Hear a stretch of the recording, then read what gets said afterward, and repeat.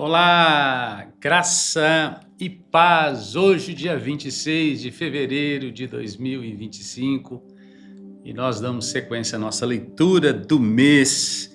Agora, capítulo 26, já no finalzinho aí do livro de Atos dos Apóstolos, nesta aventura linda que é os atos do Espírito Santo na vida da igreja. E nós vamos seguir agora Paulo fazendo a sua defesa, fazendo um grande discurso, e diz o texto: a seguir, Agripa, dirigindo-se a Paulo, disse: é permitido que uses da palavra em tua defesa. Então Paulo, estendendo a mão, passou a defender-se nesses termos: tenho-me por feliz, ó rei Agripa, pelo privilégio de hoje, na tua presença, poder produzir a minha defesa de todas as acusações feitas contra mim pelos judeus. Mormente, porque és versado em todos os costumes e questões que há entre os judeus. Por isso, eu te peço que me ouças com paciência. Quanto à minha vida, desde a mocidade, como decorreu desde o princípio entre o meu povo e em Jerusalém, todos os judeus a conhecem. Pois, na verdade, eu era conhecido deles desde o princípio, se assim o quiserem testemunhar, porque vivi fariseu, conforme a seita mais severa da nossa religião.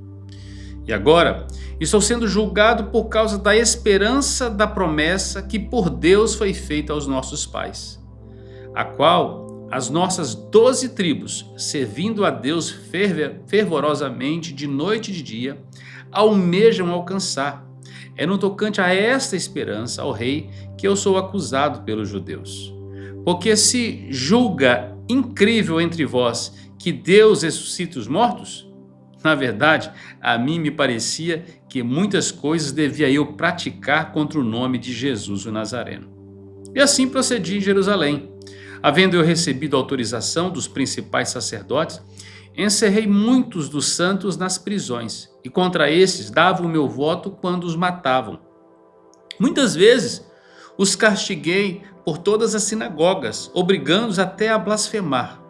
E demasiadamente enfurecido contra eles, mesmo por cidades estranhas, os perseguia. Com esses intuitos, parti para Damasco, levando a autorização dos principais sacerdotes e por eles comissionado. Ao meio-dia, ó rei, indo eu caminho fora, vi uma luz no céu, mais resplandecente que o sol, que brilhou ao redor de mim e dos que iam comigo. E caindo todos nós por terra, ouvi uma voz que me falava em língua hebraica: Saulo, Saulo, por que me persegues? Dura coisa recalcitrares contra os aguilhões.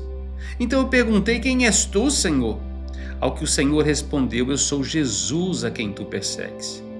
Mas levanta-te e firma sobre os teus pés, porque para isso te apareci, para te constituir ministro e testemunha tanto das coisas em que me viste, como daquelas pelas quais te aparecerei ainda, livrando-te do povo e dos gentios, para os quais eu te envio, para lhes abrires os olhos e os converteres das trevas para a luz e da potestade de Satanás para Deus, a fim de que recebam eles remissão de pecados e herança entre os que são santificados pela fé em mim.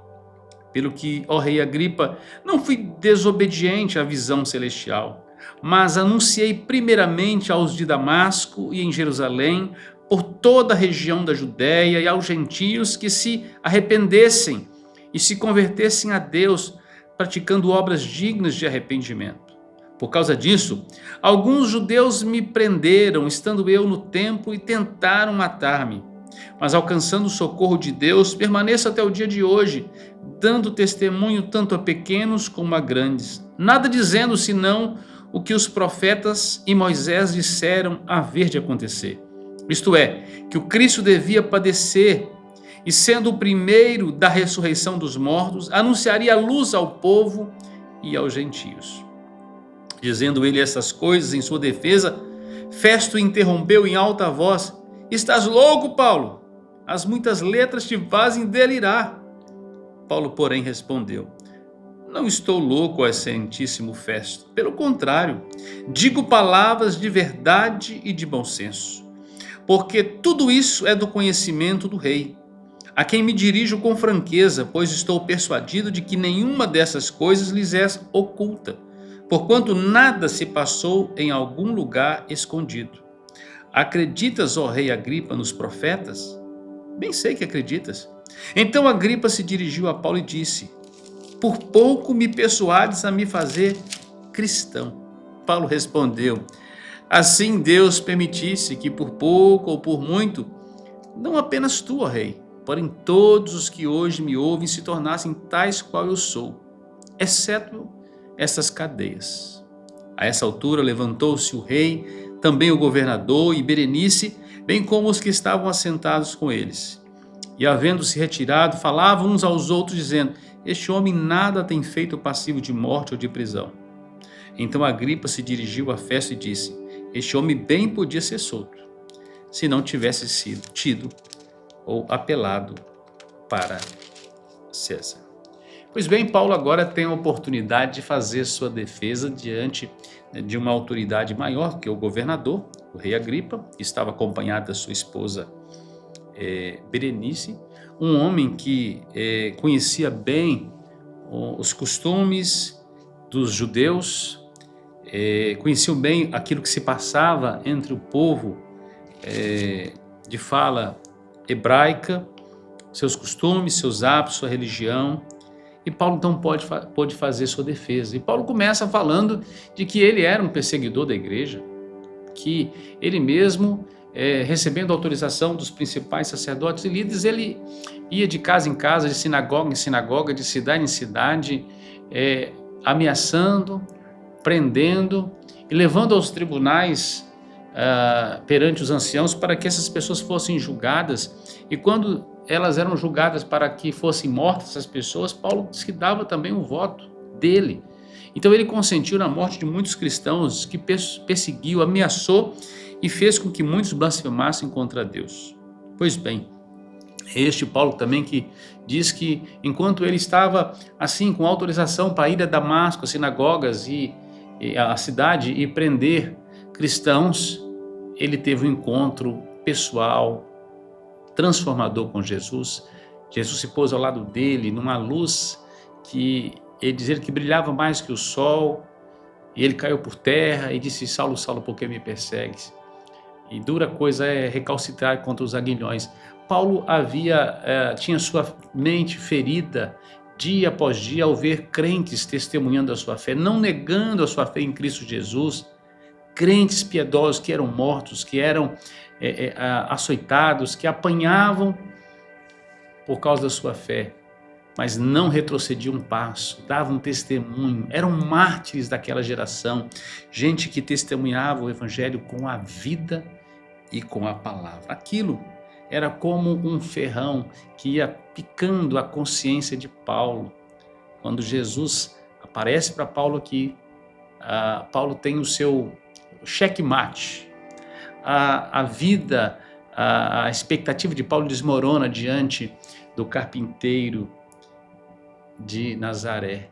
Este que agora é o Senhor de todos os céus, aquele que morreu e que ressuscitou. Pois bem, Paulo agora é testemunha de que esse Senhor o chamou para fazer dele um vaso útil, limpo, nas mãos do Senhor, para que através da vida dele abrisse os olhos aqueles que estavam debaixo das trevas da ignorância e da religião. Entre judeus e gentios, ele seria um instrumento de Deus para pregar o evangelho do arrependimento, converter corações, santificar aqueles que são chamados pela fé em Cristo Jesus. Diante disso, ele faz a sua defesa perante o rei Agripa, a ponto de ser interrompido pelo governador, dizendo: Paulo, você está delirando, você está louco com essas coisas que você está falando.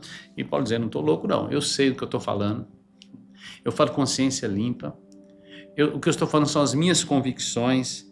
E ele coloca o rei no negócio, ele diz: olha, o rei sabe disso, ele sabe essas coisas, porque essas coisas não passaram de maneira escondida. O rei sabia da perseguição dos cristãos, sabia dos sofrimentos que os cristãos estavam passando, tinha notícia de que um homem havia sido morto em Jerusalém, sepultado, mas que ressuscitou. Afinal de contas, a mensagem da ressurreição estava abalando toda aquela região. E, na verdade, a Ásia, a Europa já haviam sido tomados pelo Evangelho. Afinal de contas, Além-Mar já tinha igrejas dos Filipos, a igreja dos Tessalonicenses, a igreja de Bereia, de Corinto. Então, assim, nessa região, ali na Caia, na Grécia, já havia igrejas em Roma, já tinham cristãos em Roma, ou seja, o evangelho, a Ásia Menor inteira, Éfeso, Pérgamo, Esmirna, Tiatira, Sardes, Laodiceia, ou seja, a igreja crescia, avançava. Então, debaixo do governo do rei Agripa, a notícia era essa. E o rei vai dizer, olha, Paulo, por um pouco você me persuade a me tornar também um cristão. Paulo vai dizer, olha, por pouco ou por muito, quem me dera você se tornasse também um cristão. Pois bem, o que diferenciava Paulo dos demais era a profunda convicção da sua fé no Cristo ressurreto. E isso é a sua defesa. Por fim, Paulo não pôde ser solto, porque ele fez um apelo para que fosse julgado no tribunal superior. O próprio rei vai dizer, olha, se esse homem não tivesse feito o apelo, ele deveria ser solto, porque não há nada que o incrimine, de nada.